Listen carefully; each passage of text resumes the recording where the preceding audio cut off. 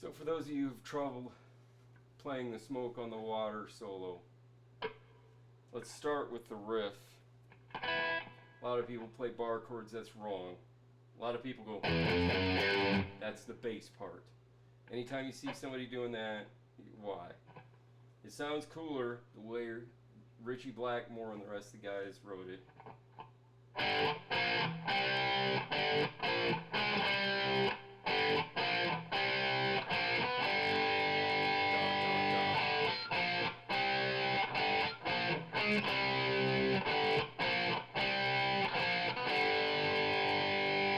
That's just two fingers on the D and the G string.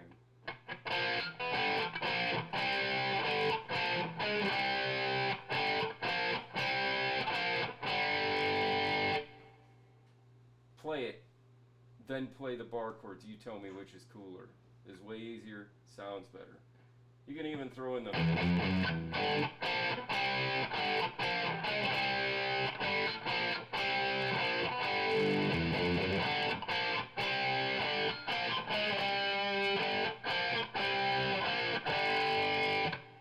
just sounds better.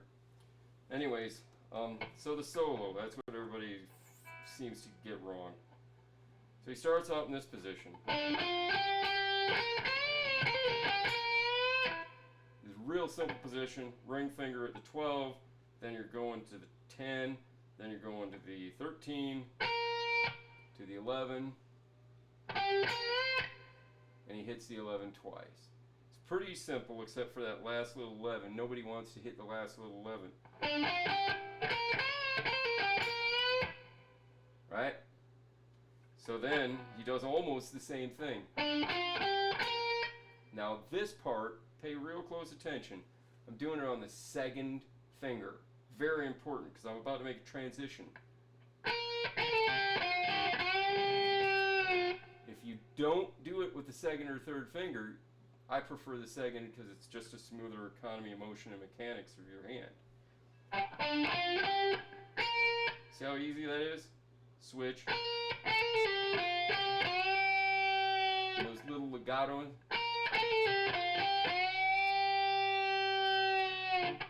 So again, one more time.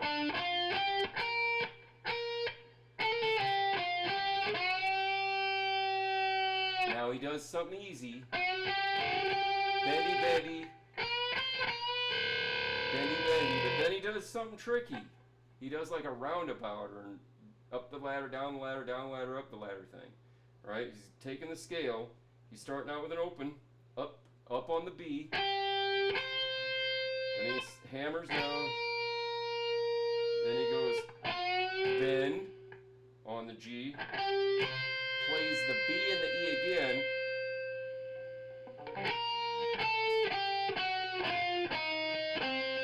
Goes down the scale, stops, goes back to where he just was. Goes down the scale again. This is the bottom note on the A string. Then he goes. Then he switches again. Grabs the whammy.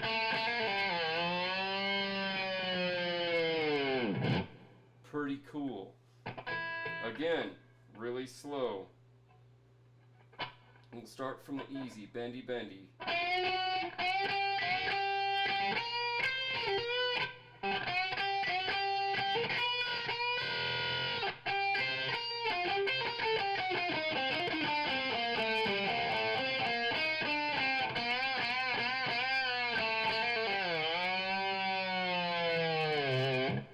Okay, real slow again.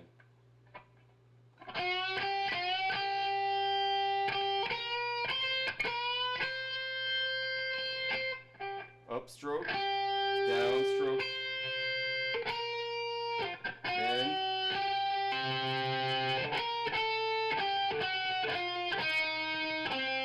back up the scale, end of the scale, back up,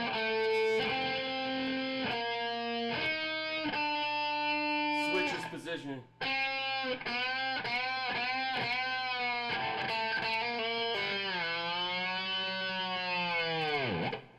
That's the first half of the solo. Okay, now we're going to start off on the 3 and the 5. Bars at the 3, he's got his ring finger at the 5 on the G. Now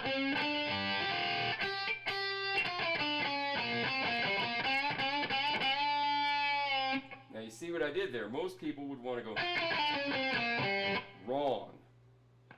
This is how he does it. Skips to the 2nd, not the fifth, or the 3rd, not the 5th. He skips all the way down to the 3rd. Then he goes back and plays the 5th. So we'll do that again, one more time, nice and slow.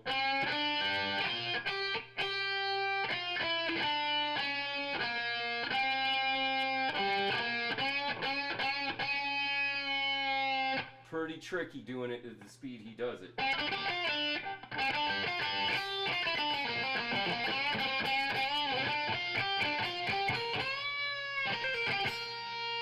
Pretty cool, huh? He switches positions again. So, we'll just take it from here. Wrong.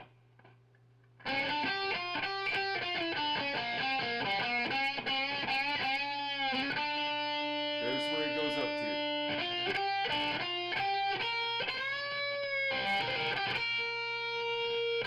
So we'll do this again.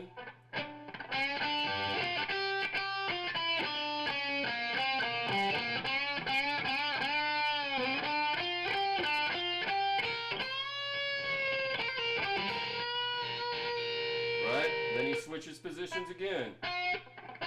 Then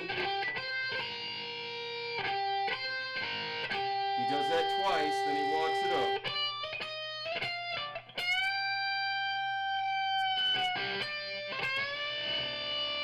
Then back way down to the 5th.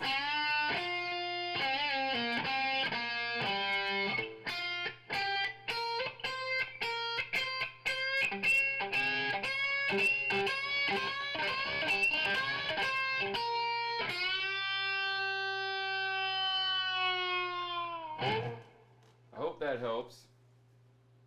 Pretty easy. Simple, easy song, but he does it so fast, and it's such a weird little... I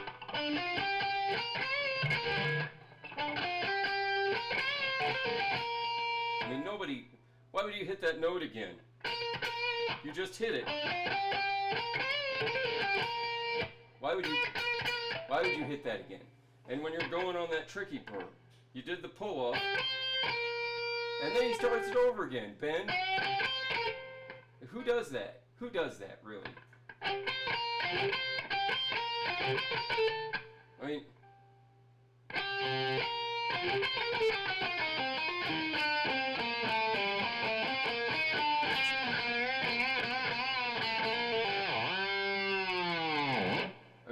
who does things like that? There's not a lot of them, but a lot of the guys that do it are classic rock guitar players, like Slash. We'll do the Sweet Child of Mine thing. Okay, everybody messes up on this part. God,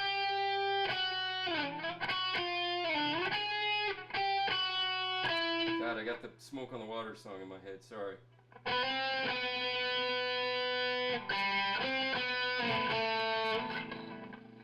Okay, I gotta just do the whole thing.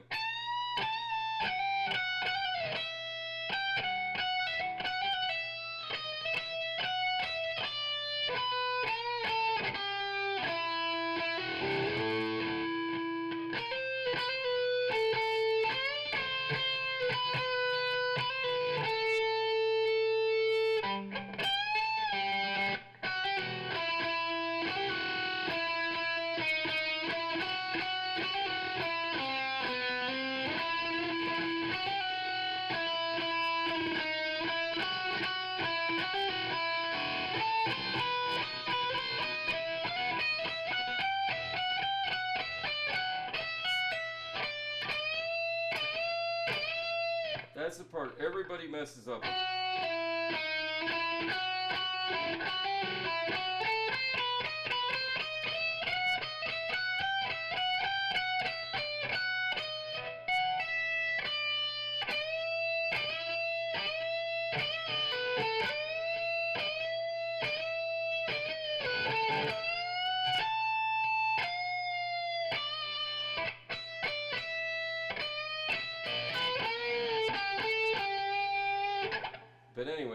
and down the ladder thing. So he's going.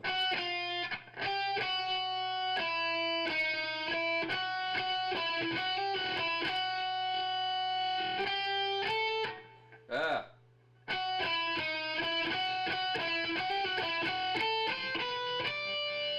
Oh, I jumped low. I want to go to 11.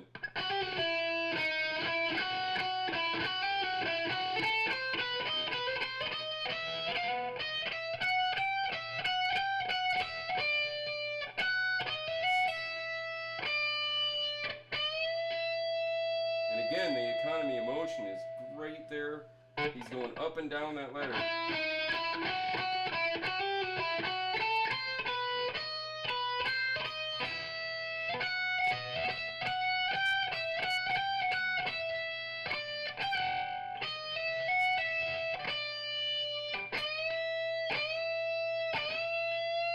Followed by some really nice big bends.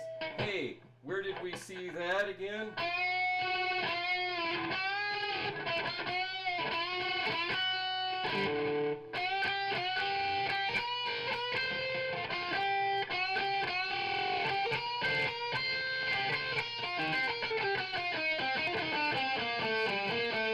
Big bends. Followed by some tricky up and down the ladder roundabout shit.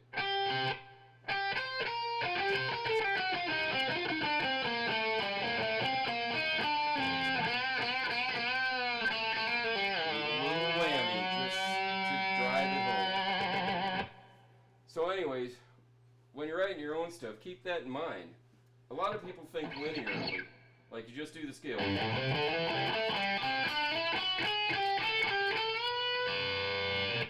Or down the scale.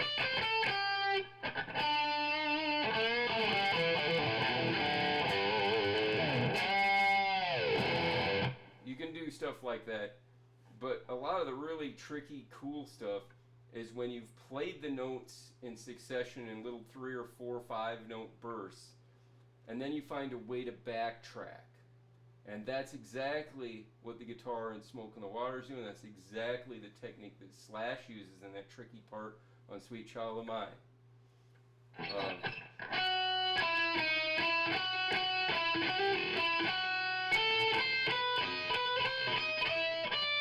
See, he's backtracking.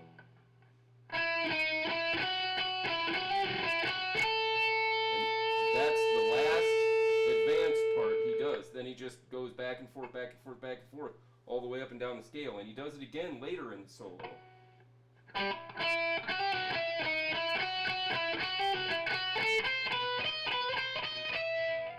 Back down. Plays the same notes he just did. Plays the same notes he just did.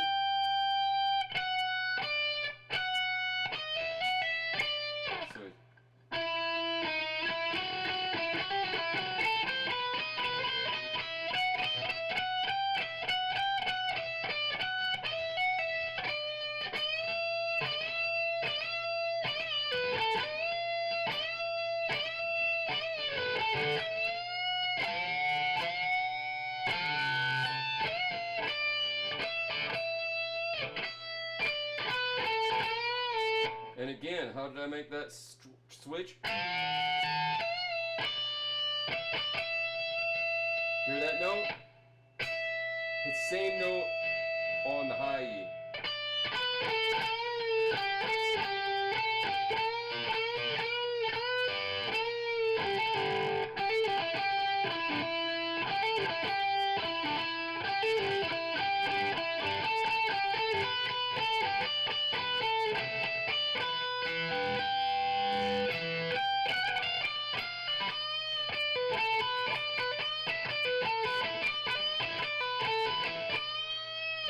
So again, he's repeating this whole.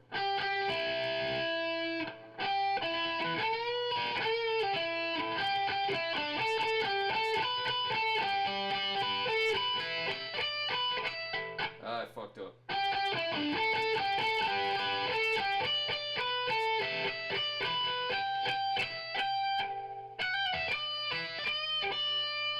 So he's just going back and forth.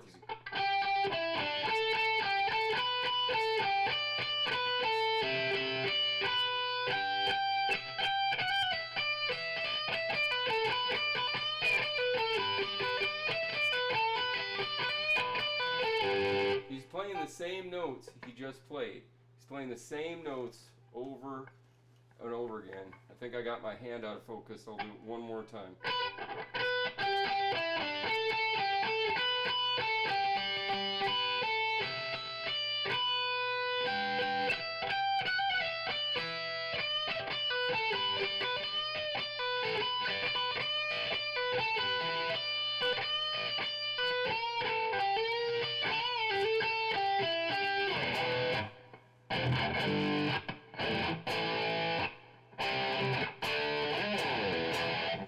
So that's a Sweet Child of Mine solo, which is kind of similar in structure and thought to the Smoke on the Water solo.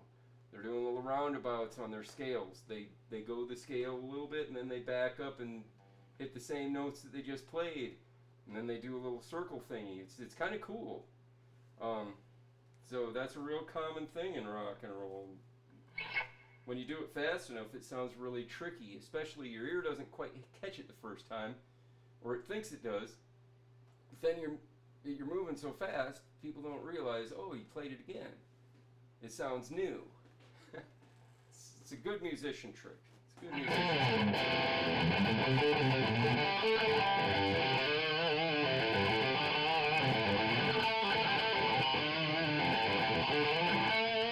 And that's pretty obvious when I'm doing that.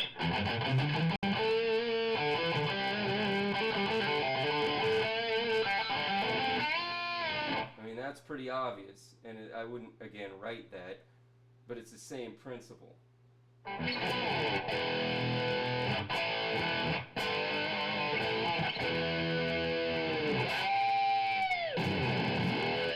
I hope that helps you.